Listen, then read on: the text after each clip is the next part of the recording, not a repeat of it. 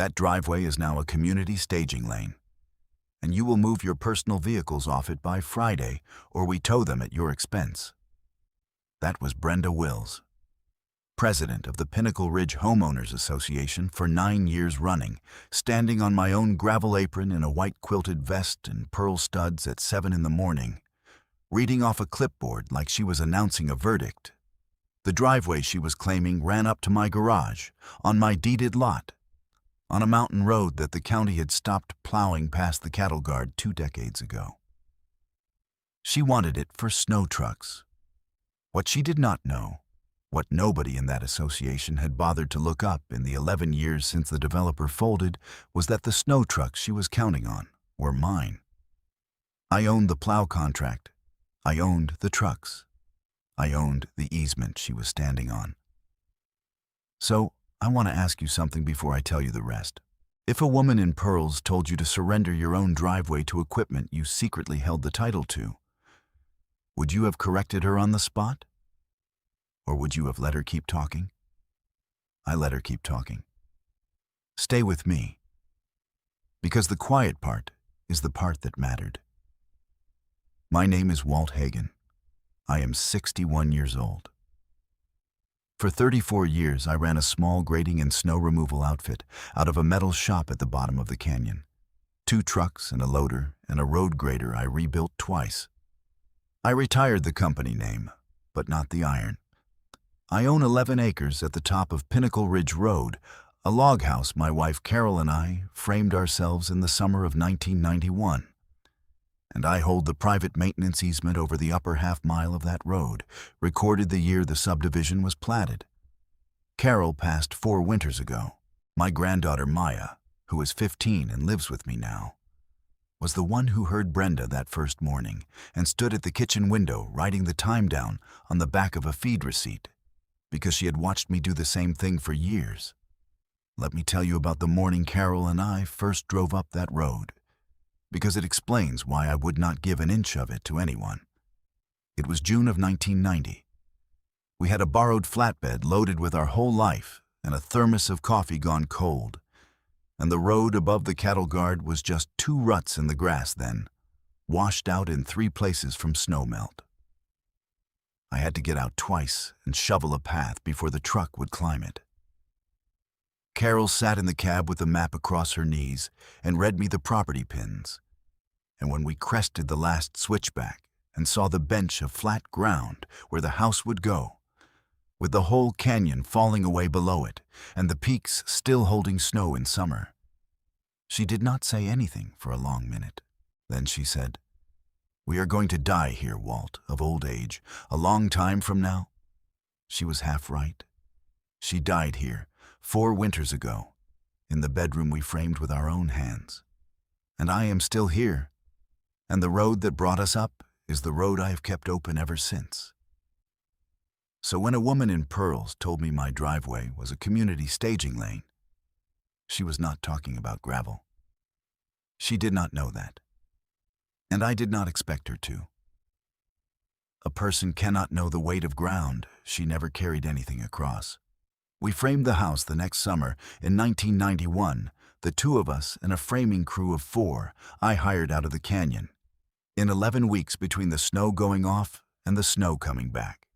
I still have the lumber receipts in the folder, everyone. Carol kept the books for the grading company by then, and she ran our build the same way, every nail accounted for. The first winter we spent up here, I plowed our own road with the same truck I plowed everyone else's with, because by then I had the developer's contract and the easement. And the 4 neighbors above the cattle guard had learned that if Walt Hagen did not come through at 4 in the morning, nobody did. I have been the reason that road is drivable in January for 26 years. I say that not to boast. I say it because it is the fact the whole case turned on, and because Brenda Wills spent 9 years thanking the county for my work. I should explain the road, because the road is the whole story. When the original developer carved Pinnacle Ridge out of an old grazing allotment in the late 80s, the county agreed to maintain the lower 2 miles up to a cattle guard and no further. Everything above that The steep switchback half-mile that serves my place and 4 others was left private. Somebody had to plow it, or those upper houses would be snowed in 5 months a year. The developer did not want the liability. So he wrote a maintenance easement, recorded it, and signed a contract with the only outfit in the canyon equipped to handle grade that steep in deep snow. That outfit was mine. The easement names the holder of the snow contract as the party with the right to keep and stage equipment on the upper road and its aprons. I have plowed that half-mile every winter for 26 years. First under contract to the developer, then, after he went bankrupt in 2014 and the HOA inherited the common roads, under a renewed contract, the HOA itself signed before Brenda ever held the gavel. Here's the part I find funny, in a dry way. Brenda Wills moved to Pinnacle Ridge in 2016, into the biggest house on the ridge, and within a year she had run for HOA president on a platform of curb appeal and property values. She has never once, in 9 years, attended a winter board meeting where the plow contract was discussed, because those meetings happen in November and she winters in Scottsdale.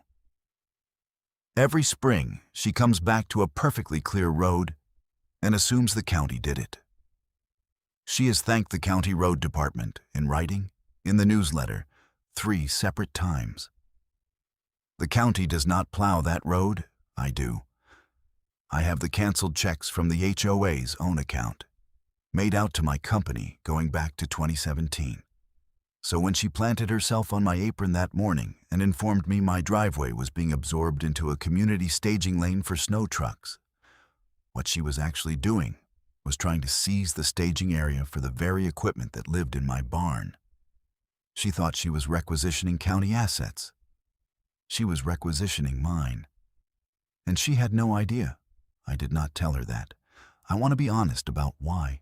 Part of it was that Carol always said I let people finish hanging themselves before I handed them the rope. And she did not mean it as a compliment. Part of it, though, was simpler. I had learned, across 34 years of permits and disputes and one ugly lawsuit in the 90s, that the worst thing you can do with a person who has not checked her facts is to correct her early, while she can still walk it back quietly. You let her commit. You let her put it in writing. You let her tell the neighbors. And then the document does the talking, in front of people, and there is nothing left to walk back. That first morning I just said, "It's my driveway, Brenda. Recorded easement runs with it. You might want to read it before Friday." And I picked up my coffee and went inside. Maya was at the window with the feed receipt and a pen. She said, "You wrote it down, right?" I had not yet, because I had been standing on my own porch watching a woman in pearls tell me my gravel was hers. I went and got the manila folder out of the file drawer, the one labeled in Carol's handwriting, road, and I logged it. Date, time, what was said, who heard it. First entry of what would become a stack 3 inches thick. The folder was Carol's idea, originally.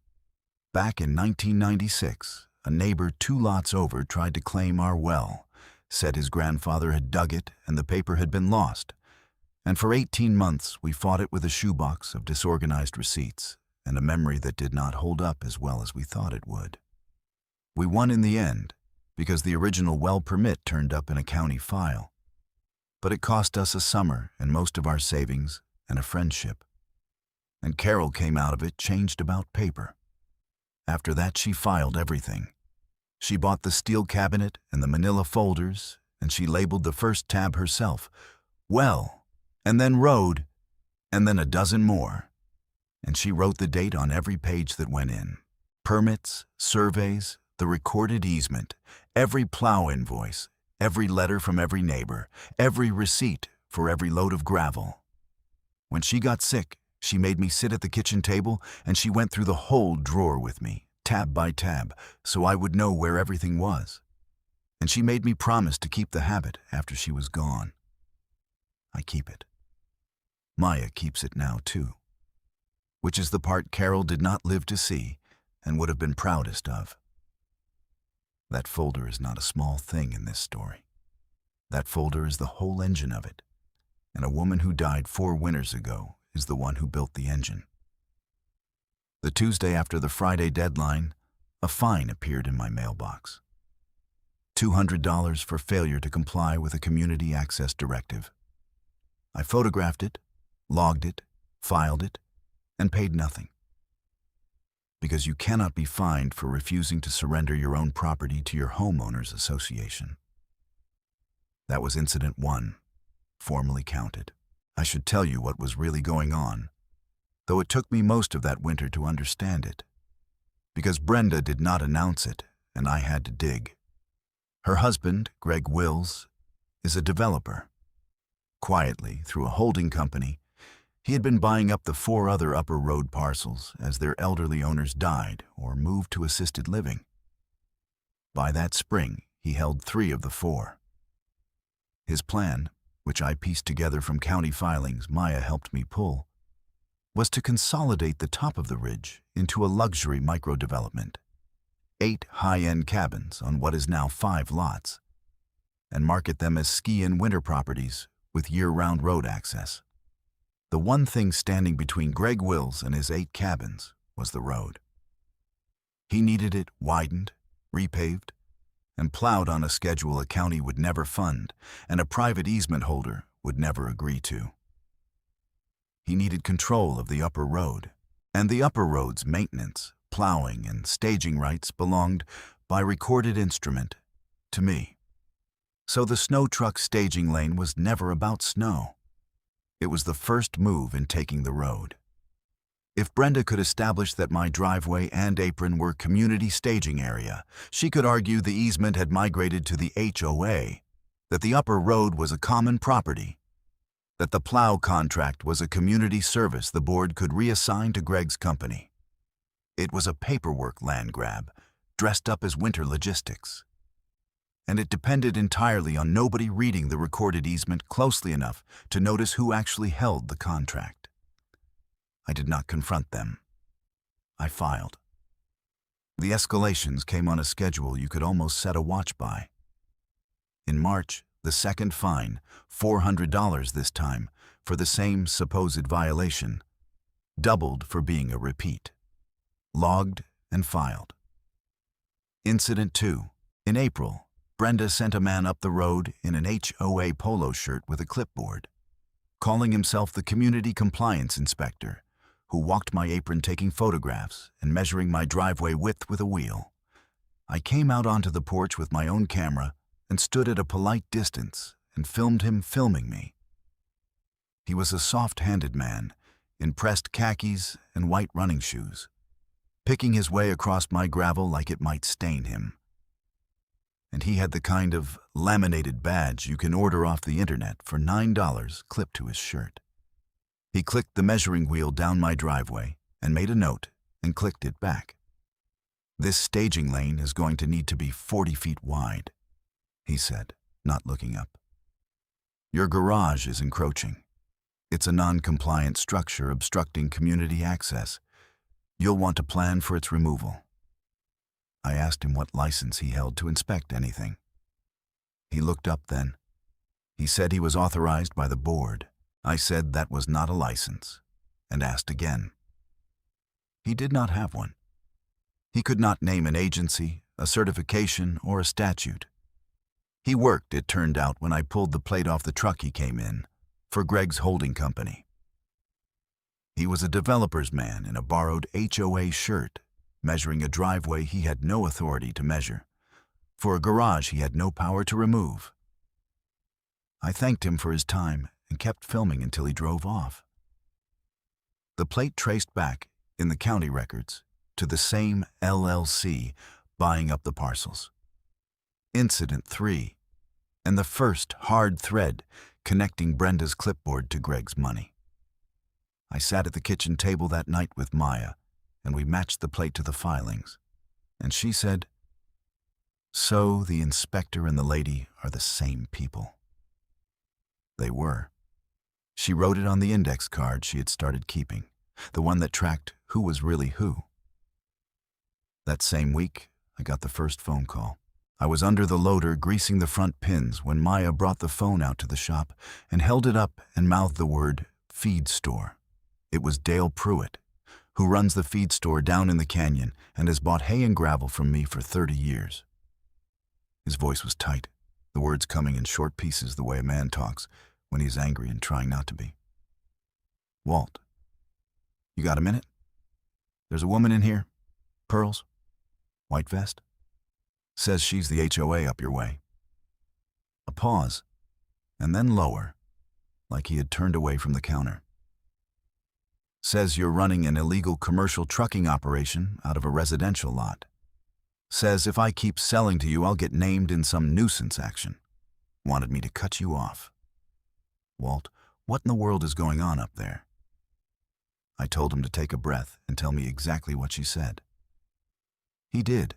She had driven all the way down the mountain into the one feed store in the canyon to lean on a man who had known me 3 decades, and she had threatened him with a lawsuit if he kept selling me hay and gravel. Dale told her, in front of 2 other customers, that he had been doing business with Walt Hagen since before she owned a pair of shoes that cost more than his truck, and that she could buy her hay in town. Then she left, and he called me before her SUV was out of the lot.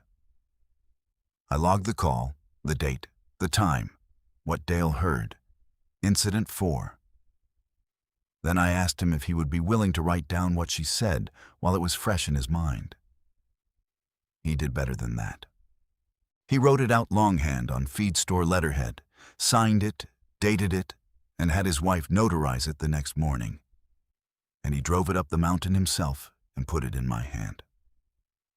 "Whatever she's doing," he said, standing at my gate, "she picked the wrong canyon." That affidavit went into the folder behind the photographs. Incident 4 had a sworn witness, and the witness had come to me. Maya was the one who started saving the security footage to 2 drives. We had cameras on the barn and the gate, ordinary stuff, motion triggered.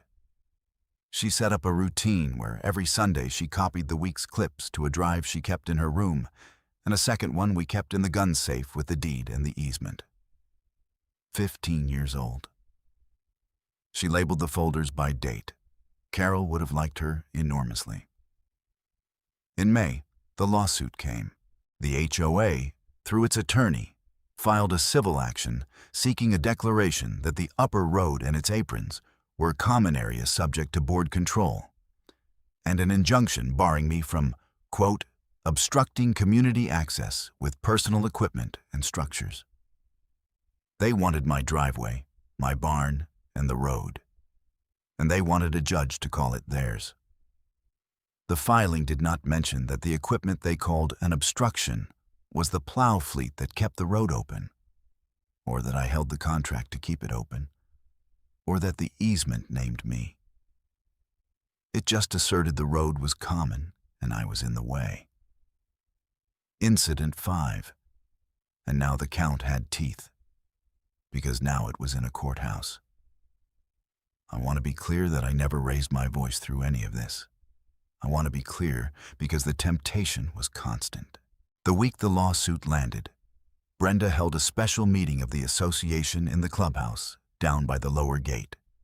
And according to 2 neighbors who were there and later signed statements, she stood up at the front of the room under the fluorescent lights and told the membership that the man at the top of the road was a holdout running a junkyard, that his refusal to cooperate was depressing everyone's property values, and that the board was, in her words, prepared to use every tool available to bring that parcel into compliance with the community's vision. She held up a photograph of my barn and my parked trucks, taken by her fake inspector, and called it an eyesore. One neighbor, a retired schoolteacher named Ruth, who has waved at me from her porch for 15 years, stood up and asked who plowed the upper road, if not Mr. Hagen, and Brenda told her the county did, and that the board would be professionalizing the service regardless. Ruth sat down confused, down. She is the one who wrote it all out for me later, because the answer had nagged at her all the way home. Brenda said the upper road was, quote, functionally part of our common infrastructure regardless of what some old paperwork says. Functionally part of our common infrastructure. I have that line 3 times in 3 different statements, in 3 different settings. And every time she said it, she was standing on top of a recorded easement she had never read. That was the spring. I filed all of it. I spent the evenings at the kitchen table with the folder open and Maya across from me doing her homework, and we built it page by page. And some nights, I would catch her looking at the tab in Carol's handwriting and not saying anything. And I knew she was thinking the same thing I was, which was that her grandmother had started this drawer for exactly this, 20 years before any of us knew we would need it. The officer who came up the road in June was a sheriff's deputy named Ortiz. Young, polite, clearly uncomfortable. There had been a complaint, he said, that I was storing commercial vehicles in violation of an HOA covenant and refusing lawful inspection. He had to follow up on a filed complaint, he explained, regardless of whether it had merit, because that was the job. I told him I understood. I showed him the trucks were registered, insured, and parked on my own deeded land. He wrote it down. Then he gave me the piece of advice that changed how I thought about the whole fight. He said, "If this is a pattern, document every single contact. Dates, times, what's said, who's present. If you can show a sustained pattern of harassment tied to a financial interest, that stops being a civil zoning squabble and starts being something a court takes seriously.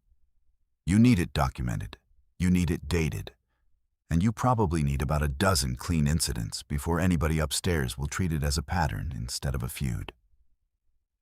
A dozen incidents. I already had 5 logged, and the spring was not over. I thanked him. I logged his visit too. Incident 6. By midsummer, the count was climbing fast. In July, somebody cut the lock off my lower gate and left it hanging open, and I could not prove who at first. Maya's camera caught a truck I recognized. The same plate from the fake inspector rolling up the road at 2 in the morning and rolling back down 20 minutes later. She copied the clip to both drives before breakfast and labeled the folder with the date. I drove down and bought a heavier lock and a second camera and mounted it where the first one could not be seen. Incident 7. In August, a second fake inspector, a different man, a heavy-set one in the same style of pressed khakis, posted a bright orange notice on my garage door declaring the structure slated for removal as a non-conforming building obstructing community access. No agency name, no authority, no statute, just a sticker and a threat, peeled off a roll.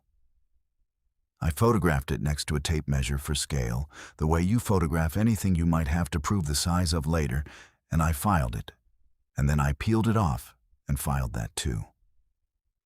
Incident 8.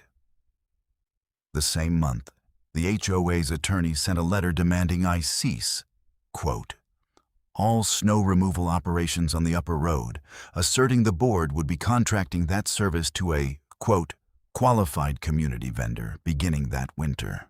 The qualified community vendor, when I pulled the business filing at the county, was a brand new company registered to Greg Wills 3 weeks earlier, with no trucks, no equipment, and no history of plowing anything. Incident 9. They were going to take the plow contract and hand it to themselves, and they had put it in writing. That letter was the mistake. Up to that point, everything had been a fight over the road and the driveway. With that letter, they had put in writing, on attorney letterhead, that they were terminating my snow removal operation and replacing it with Greg's company. They had told a court in advance that they intended to seize the contract. And the contract, the actual signed instrument, was sitting in my gun safe next to the easement that said only the holder of that contract had the right to stage equipment on the upper road. I made an appointment with my own attorney, a plain woman named Frances Okafor, who had handled my company's affairs for 15 years and did not bill me for the privilege of hearing me complain. I drove down the canyon with the folder on the passenger seat where Carol used to sit, and Maya rode along and carried it in. I laid it on Francis's desk and opened it the way you open something you have kept in order for a long time. And I walked her through it, page by page. The recorded easement from 1989, stamped by the county recorder. The original developer contract. The renewed HOA contract from 2017, signed by the board.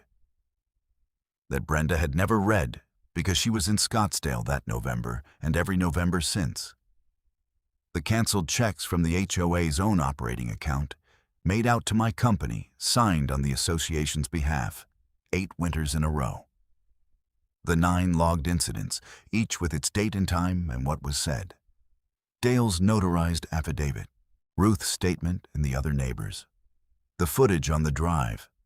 The county filings showing Greg's holding company buying the upper parcels, one elderly owner at a time.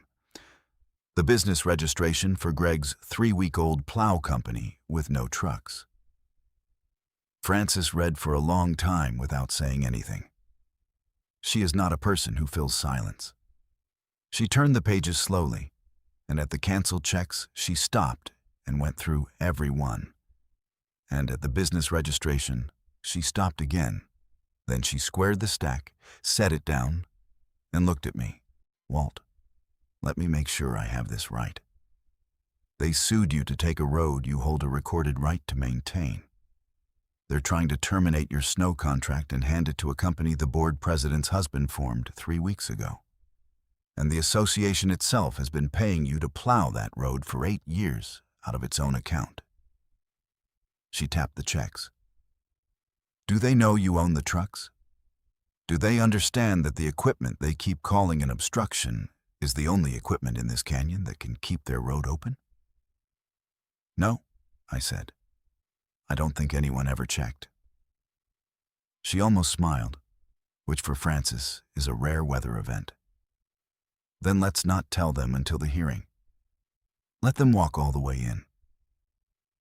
The hearing was set for the 2nd week of November in the county courthouse on the HOA's motion for a preliminary injunction. It was a public docket. Francis did something I did not fully understand at the time. She filed our response under a tight, plain caption and attached almost nothing, just enough to show standing, and held everything else back. She said she did not want to give them a chance to amend or retreat. She wanted Brenda and Greg to walk into that courtroom fully committed to the position that the upper road was common area, and the plow operation was theirs to reassign. She wanted them locked in. They obliged. The morning of the hearing it was snowing lightly, the first real snow of the season, and I had plowed the upper road at 4 a.m., like I do every year. Which meant Brenda and Greg drove down a clear road to a courthouse to argue that the road was not mine to maintain. Maya came with me. She wore Carol's old wool coat, which fit her now. She carried the folder. I told her she did not have to come, and she looked at me like I'd said something foolish and said, "Grandma kept the folder so somebody would be standing here. I'm standing here." So she stood there. Brenda was in the front row in a magenta blazer and pearls. Greg beside her in a blazer of his own, their attorney at the table. The HOA attorney made his argument first, and it was a confident one. The upper road served multiple homes. It connected to the common road system. The board had a duty to maintain community infrastructure and to contract qualified vendors for snow removal. Mr. Hagan, he said, had for years informally cleared the road as a courtesy, and now selfishly refused to step aside so the community could professionalize the service. He asked the judge to declare the road common area and enjoin me from interfering. He used the phrase community infrastructure 4 times. He never once said the word easement, because as far as he knew, there was nothing in the record that contradicted him. Then Frances stood up. She is not a dramatic person.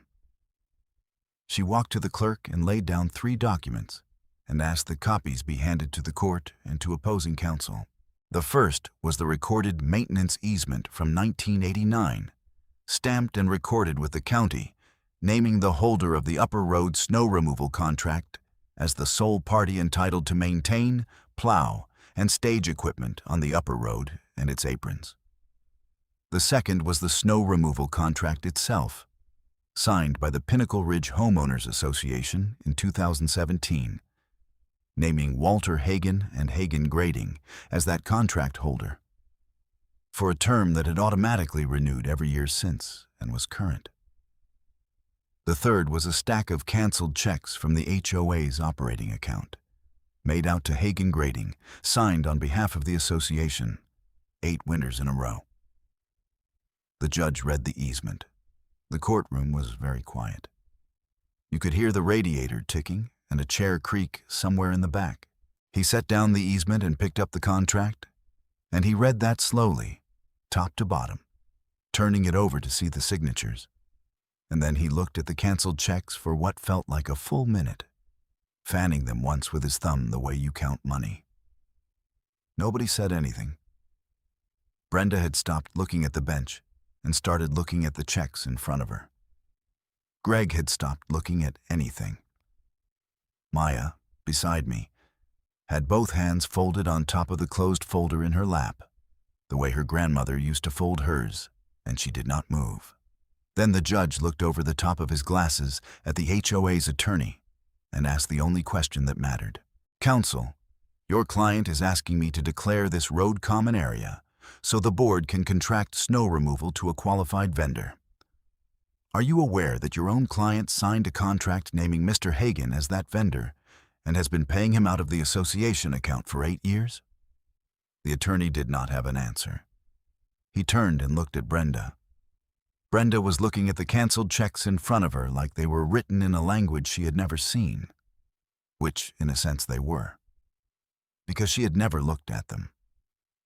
Greg had gone the color of putty, because Greg understood, faster than his wife, what the next document was going to be.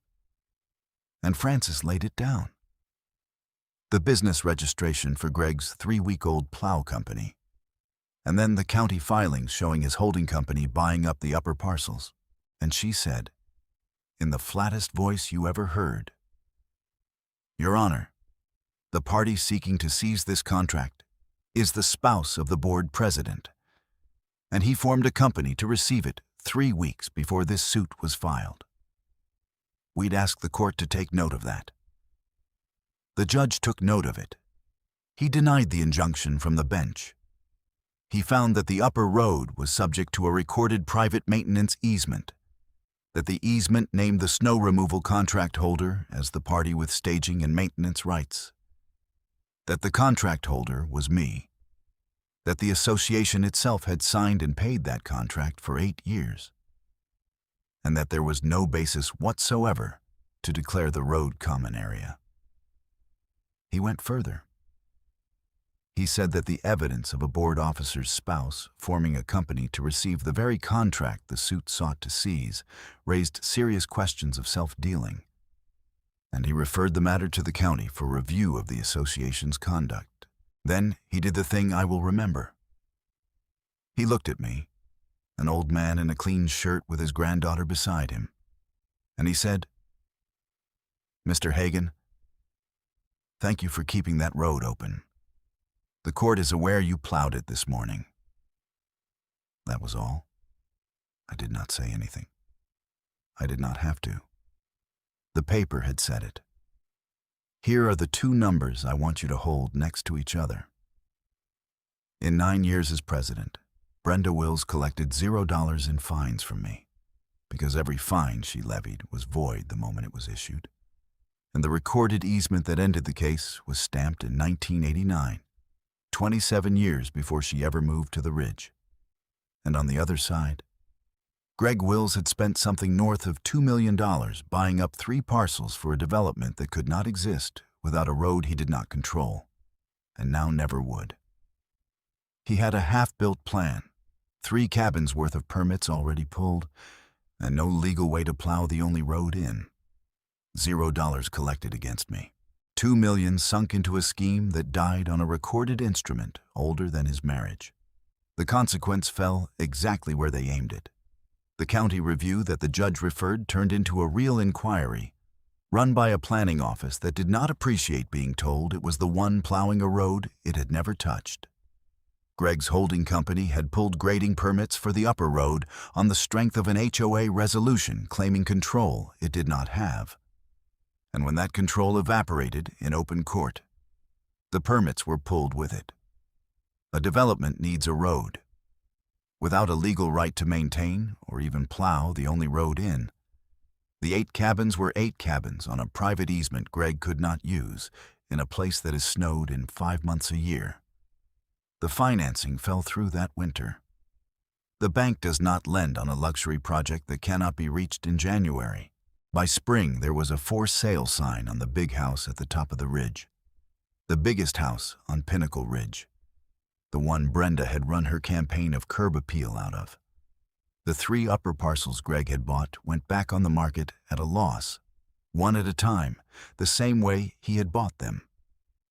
And the new owners, when they came, a young family in one and a retired couple in another, signed the same plow contract the HOA had spent a winter and a small fortune trying to steal. Because there was only one outfit in the canyon equipped to keep that road open in deep snow at that grade. And it was mine. And it always had been. Brenda did not run for president again. She could not have won.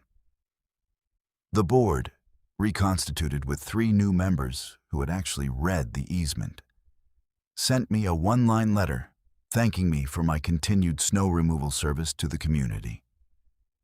I read it twice and filed it in the drawer in the slot behind road. And I will admit, the corner of my mouth moved when I did. The defector, I should mention, because it mattered, a board member named Susan Pratt, who had voted for the lawsuit, came up my road in December after the hearing, alone, and stood at my gate in the cold and said she was sorry. She said Brenda had told the board the road was county property, and that I was a squatter running a junkyard, and that nobody had thought to check, and that she had since read the easement herself and felt sick about it. I told her people believe what they are told by someone in pearls holding a clipboard, and that the lesson was to read the paper, not to trust the costume. She nodded and went back down the road. I logged it. Old habit. Maya is the one who closed the folder that winter. She came into the shop where I was changing the cutting edge on the big plow, getting it ready for the next storm. And she had the folder under her arm, 3 inches thick now. And she set it on the bench and said, "I think the road part is done." She was right. She put it back in the drawer, in the slot behind road, in the file Carol started in 1996 because a neighbor tried to take our well. The same drawer. The same handwriting on the tab. My wife filed the first page, and my granddaughter filed the last. And in between was a 1/4 century of a family that wrote things down. I went out the next morning before light and plowed the upper road, the way I have for 26 years, in the dark with the heater roaring and the cutting edge throwing a clean white wave off to the side. The snow came off down to the gravel, and the 4 houses above the cattle guard woke up to a road they could drive.